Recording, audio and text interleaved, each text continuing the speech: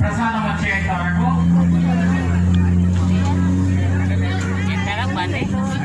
యజ్ఞం వై శ్రేష్ఠత కర్మణ.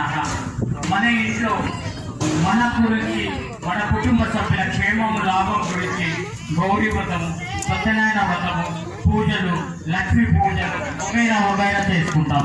ఇది కేవలము మనకు, మన కుటుంబ సభ్యులకు మాత్రమే క్షేమం అవుతుంది. కానీ యజ్ఞం వై శ్రేష్ఠత కర్మణ, యజ్ఞం చేస్తే ఇది వాయు కాలుష్య నివారణార్థం, లోక కళ్యాణార్థం మనం ఈ కార్యక్రమం చేయబోతున్నామంటని చెప్పి సందర్భంలో చెప్పి, ఎక్కడైతే లోక కళ్యాణకరక మాకు కార్యక్రమాలు జరుగుతాయో, ముఖ్యంగా ఈరోజు మీరు